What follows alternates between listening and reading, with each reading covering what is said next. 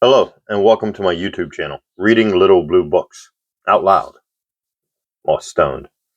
Today, we're going to start a new Little Blue Book, and it is Little Blue Book number 1069, titled The Conquest of Fear, written by Leo Markin. And a little bit about the author, AI. Leo Markin, 1901 to 1932. He didn't live too long. Was a prolific American author and scholar known for his extensive contributions to the Little Blue Book series, which this is one of them. A popular collection of pocket-sized education booklets designed for the common man. A graduate of Harvard University, Markin was a versatile writer whose work spanned history, philosophy, psychology, and social sciences. Markin authored dozens of titles for the Heidelman Julius Company, covering diverse subjects and sometimes controversial subjects for the time.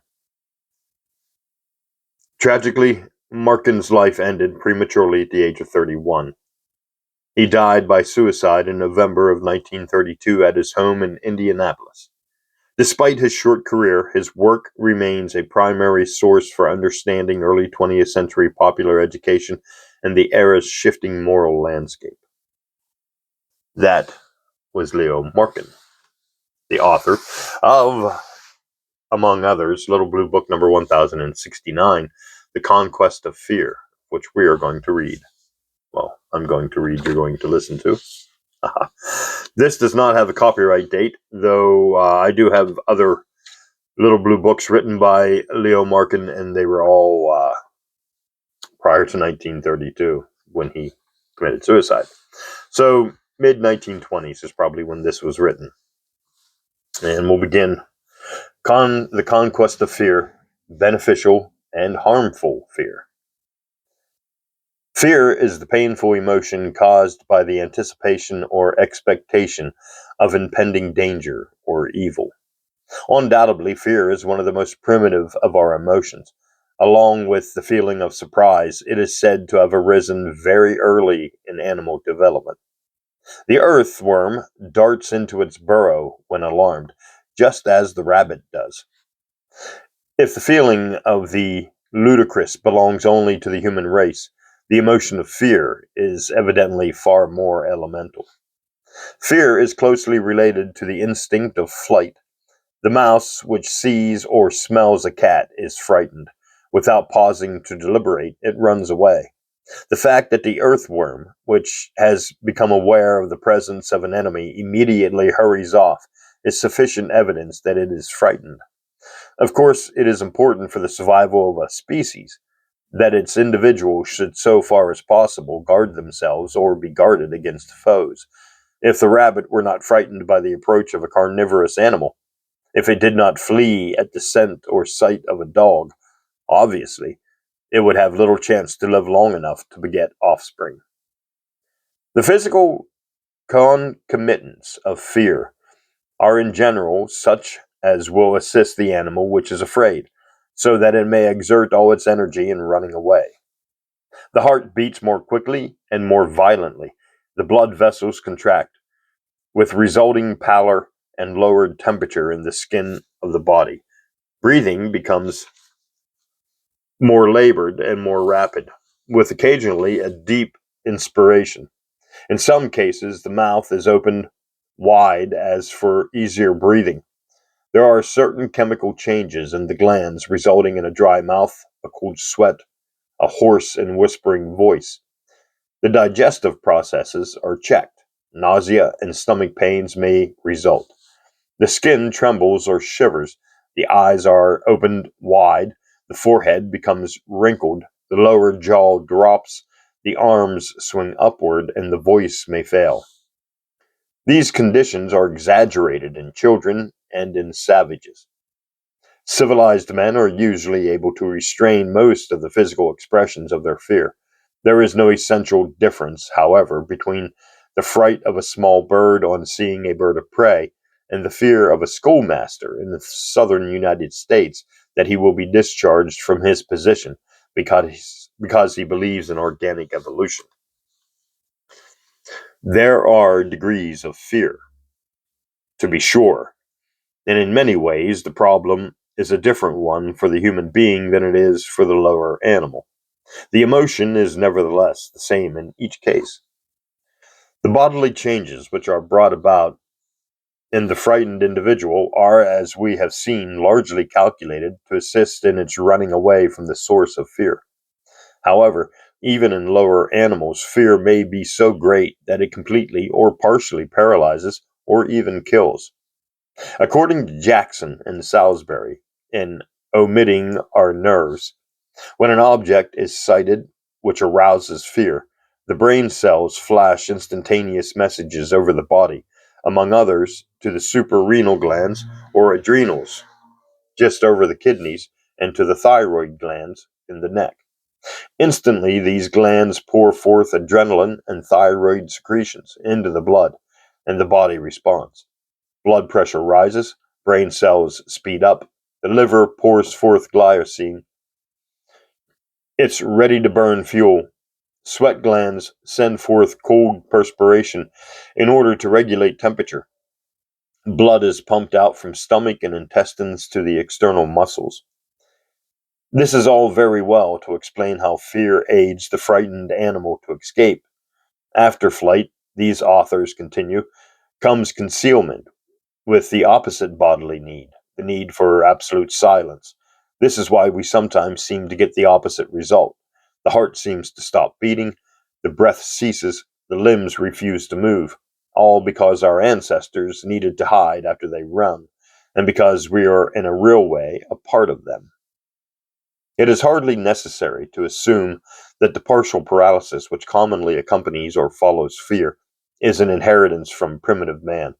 After all, the organs are strained in flight or in the preparation for flight. They naturally tend to relax.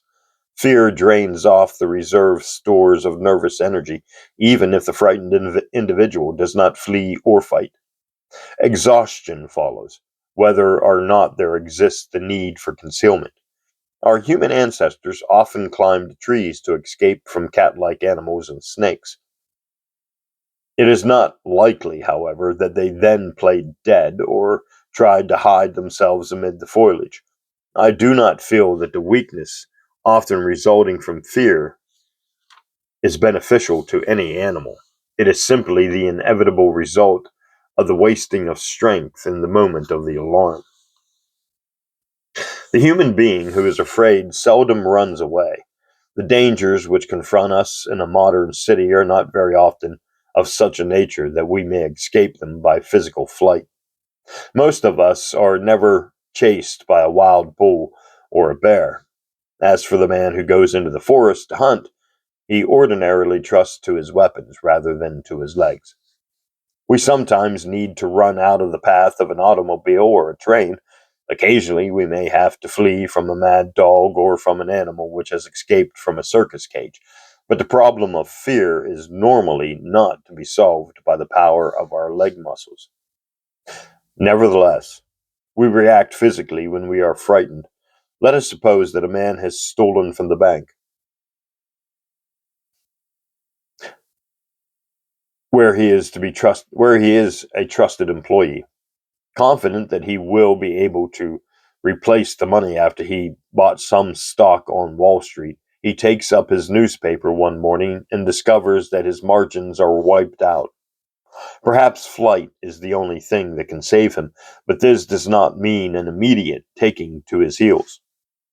Yet his viscera and his muscles and his nerves act as though he needed to run away from a tiger. These manifestations of fear are all harmful. They interfere with the working of his brain. They advertise to all who sees him that something is wrong. Our embezzler must, if he is to save himself, realize that he is in danger. But awareness of his liability to evil and pain is in the only element of fear which is useful to him. Clenching his fists, sweating, rapid and shallow breathing do not help him at all. Instead, he should sit down calmly and analyze the situation. Perhaps he can raise the money which is necessary to replace. Perhaps he can make the detectors believe that some other employee has misappropriated the funds in question. Perhaps it is necessary to run away to some foreign country, or a confession may be the best solution. And we're going to pause there for hydration break. This hydration break brought to you by my friend Maddie. Hydrate, Maddie. Cottonmouth is our enemy. The man who is least afraid is best equipped to deal with such a situation as that which has just been described, or with any unusual danger which may arise in a civilized community. Even in a lower animal, it is necessary that various dangers should be combated in different ways. The bass escapes in one manner from a large fish, and in another way from the hook which is already in its mouth. If the bass has escaped, it ceases at once to pay any attention to the danger through which it has passed. Only the human being broods over old fears, worries about the hazards which lie in the future. To be sure, it is necessary that a civilized man should prepare for the morrow, that he should be aware of the unpleasant events which are likely to occur. The knowledge that winter is coming, that old age and physical helplessness will presently be upon him, the responsible human being must face, but he must not let his fear or his worry, which is an extended form of fear, paralyze him.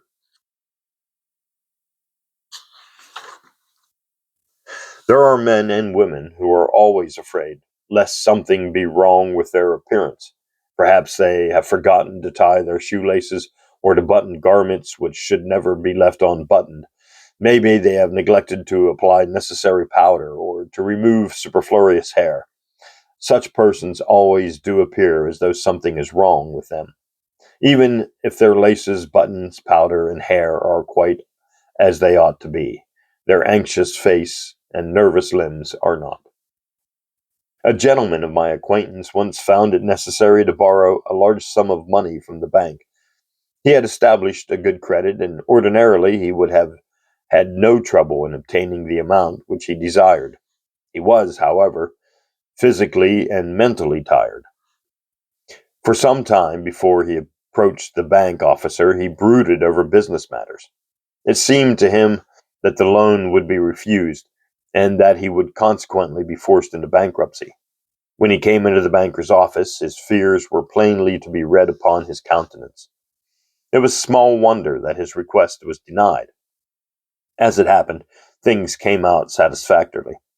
One of his associates, who was less inclined to worry, called upon the bank office officials a few days later, wearing a much calmer expression upon his face, and the loan was granted.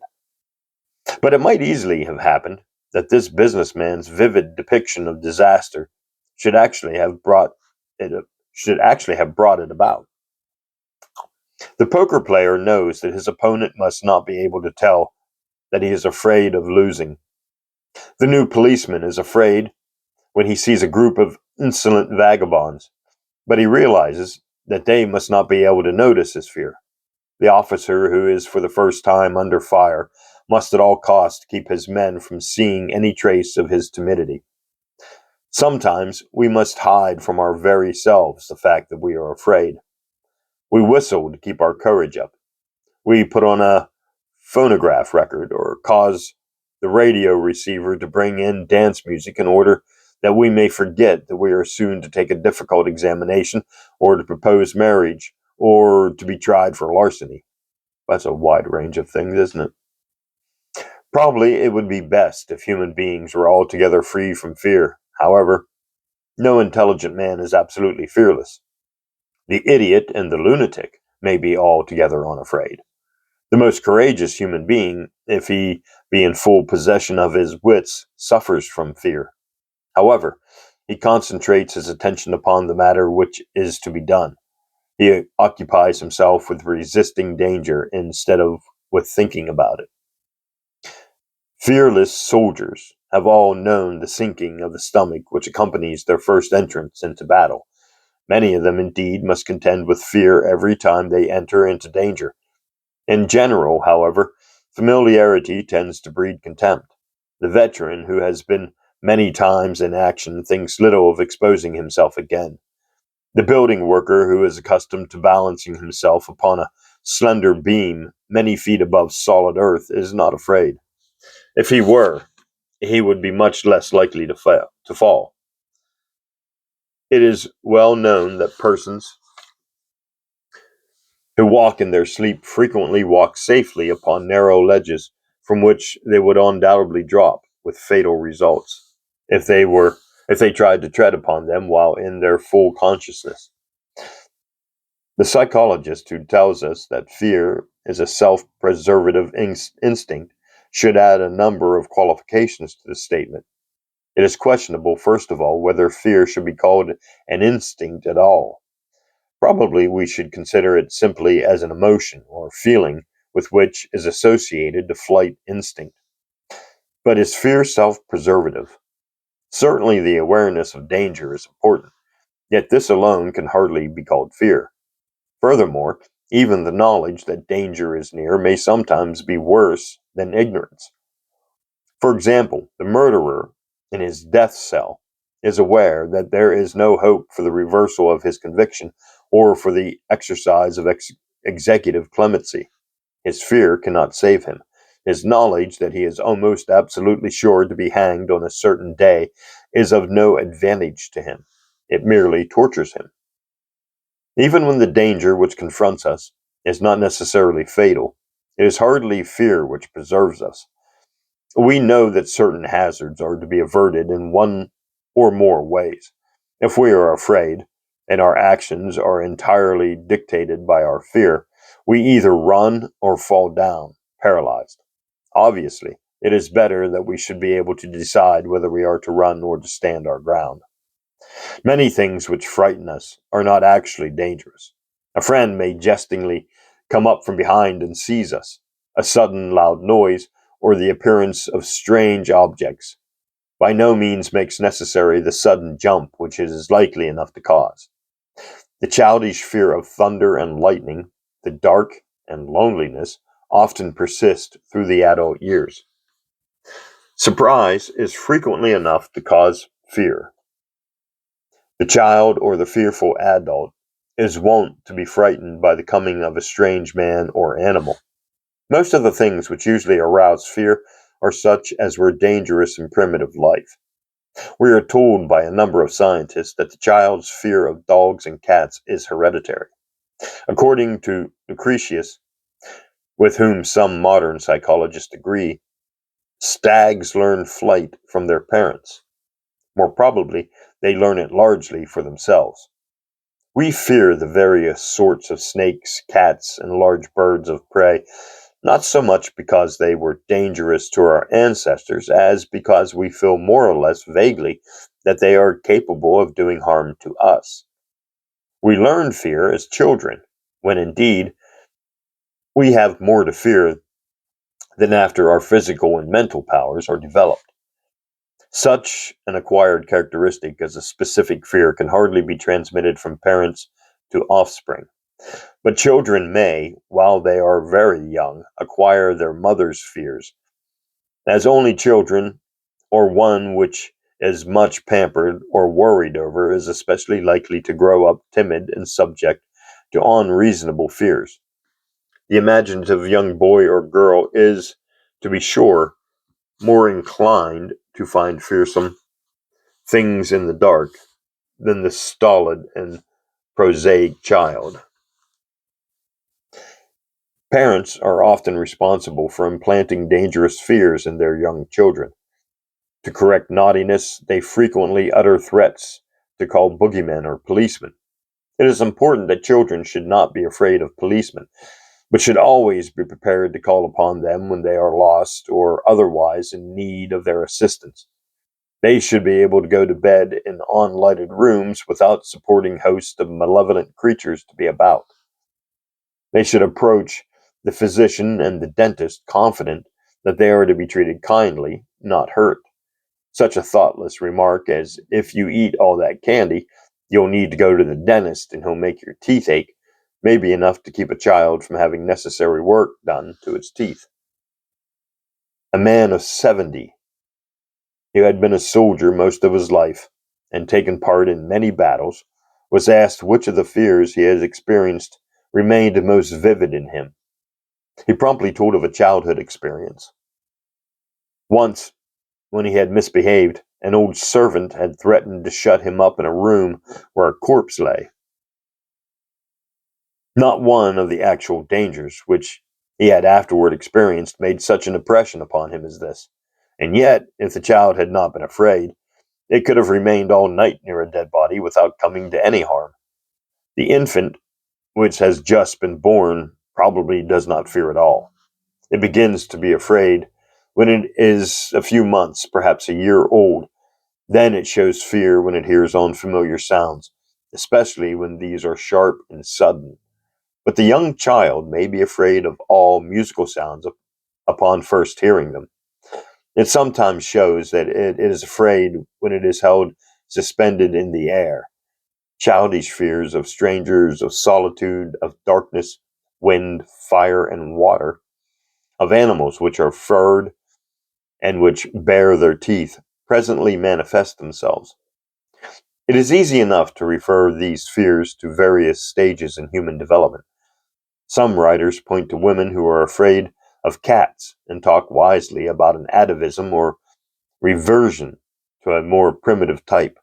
But a good many women are exceedingly fond of cats and cannot pass one without stopping to pet it. We inherit a certain tendency to fear, as it seems to me, but our reactions are not mere reproductions of those of our remote ancestors. We must indeed discover for ourselves what is dangerous.